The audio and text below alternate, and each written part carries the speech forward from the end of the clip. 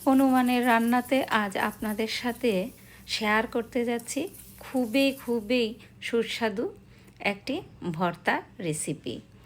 হ্যাঁ, আপনারা হয়তো বুঝতে পেরেছেন আমি কলার মোচা বা থোড়ের ভর্তার কথা বলছি।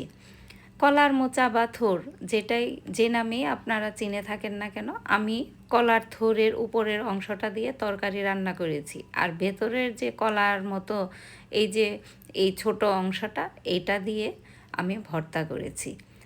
এটার ভর্তা খেতে কিন্তু খুবই সুস্বাদু। এইভাবে টুকরো করে নিয়ে তারপর আমি গরম পানিতে হলুদ দিয়ে এই থোড়গুলোকে সিদ্ধ করে নিয়েছি। এদিকে আমি এই ভর্তার জন্য অল্প একটু মশলা তৈরি করে নিচ্ছি।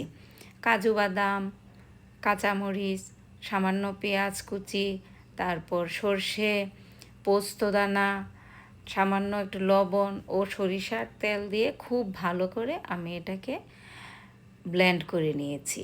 আপনারা ইচ্ছে করলে পাটাতেও এটা বেটে নেবেন, তবে খুব মিহি করে বাটতে হবে। প্যানে তেল দিয়ে তার মাঝে 3 কোয়া রসুন দিয়েছি এবং কয়েকটা কাঁচামরিচ ও সামান্য একটু পেঁয়াজ দিয়ে নাড়াচাড়া করে তার মাঝে সেদ্ধ করা থোড়টাকে দিয়ে দিলাম। থোড় ও এই পেঁয়াজ কাঁচামরিচ এগুলাকে সামান্য একটু নাড়াচাড়া করে নেব, এখানে ভাজতে হবে না। যখন একটু এরকম রঙটা শুধু পরিবর্তন হয়ে আসবে তখনই আমরা এটাকে নামিয়ে ঠান্ডা করে নেব।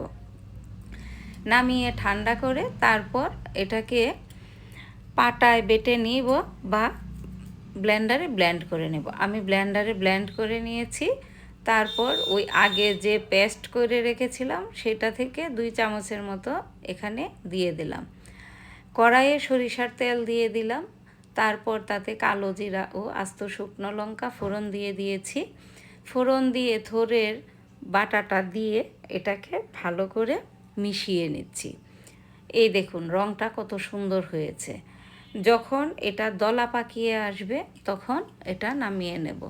থোড়ে লবণ দিয়েছিলাম না, তাই সামান্য একটু লবণ দিলাম, এবং লবণটা কম হয়েছিল তাই আর একটু লবণ দিয়ে নিলাম। এখানে আপনারা যারা কাজু বাদাম খেতে পছন্দ করেন না তারা কাজু বাদামের পরিবর্তে নারিকেল বাটা দিতে পারেন। আমি নারিকেল বাটা এবং কাজু বাদাম বাটা দুটোই দেই, তাহলে ভর্তাটা খেতে কিন্তু খুবই ভালো লাগে। ভর্তাটা যখন এরকম দলা পাকিয়ে আসবে তখন আমরা এটাকে নামিয়ে নেব। ভর্তায় লবণ কম হয়েছিল, আমি একটু খেয়ে দেখেছিলাম, তাই আবার আরেকটু লবণ দিয়ে নাড়াচাড়া করে নিলাম। আশা করি আপনাদেরও এই ভর্তাটা ভালো লেগেছে।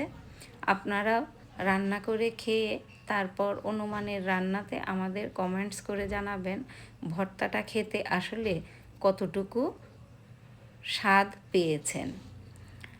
আশা করি আপনারা সবাই ভালো আছেন, সুস্থ থাকেন। ধন্যবাদ সবাইকে অনুমানের রান্নার